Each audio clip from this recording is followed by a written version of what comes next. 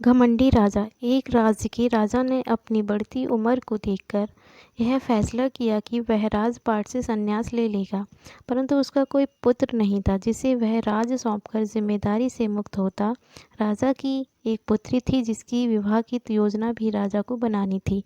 इसलिए उसने मंत्रियों को बुलवाया और कहा कि कल प्रातः जो भी व्यक्ति सबसे पहले इस नगर में प्रवेश करेगा उसे यहाँ का राजा नियुक्त किया जाएगा और मेरी पुत्री का विवाह भी उसी के साथ कर दिया जाएगा। अगले दिन राज्य के सैनिक फटेहाल कपड़े पहने एक युवकों को ले आए और उसका राज्याभिषेक किया गया। राजा अपनी पुत्री का विवाह युवक के साथ करके जिम्मेदारियों को सौंप कर स्वयं वन प्रस्थान कर गए। धीरे धीरे समय बीतता गया और उस युवक ने राज्य की वागडोर संभाल ली और एक अच्छे राजा की तरह राज्य की सेवा में लग गया।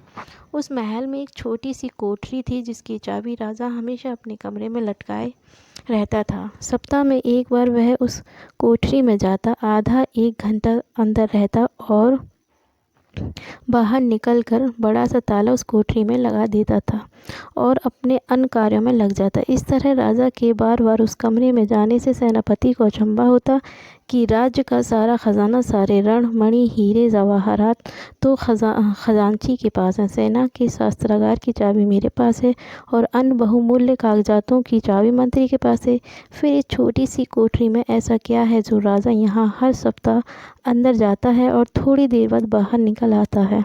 सेनापति से रहा नहीं गया। उसने हिम्मत करके राजा से पूछा कि राजन, यदि आप क्षमा करें तो यह बताइए कि उस कमरे में ऐसी कौन सी वस्तु है जिसकी सुरक्षा की आपको इतनी फिक्र है। राजा गुस्से में बोले, सेनापति, यह तुम्हारे पूछने का विषय नहीं है, यह प्रश्न दोबारा कभी मत करना।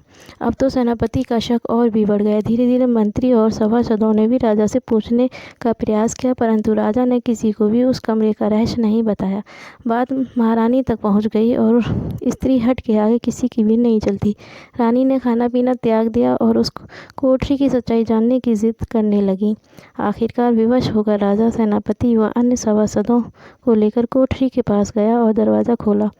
जब कमरे का दरवाज़ा खुला तो अंदर कुछ नहीं था सिवाय एक फटे हुए कपड़े के जो दीवार की खूंटी पर लटका था।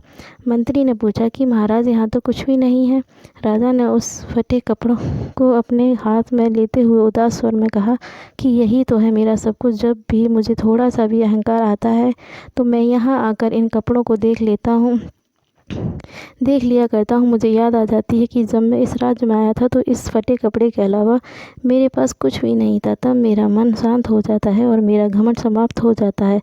तब मैं वापस बाहर आ जाता हूँ। इससे सीख मिलती है कि हमें अपना अच्छा वक्त आ जाने पर कभी भी बुरे वक्त को नहीं भूलना।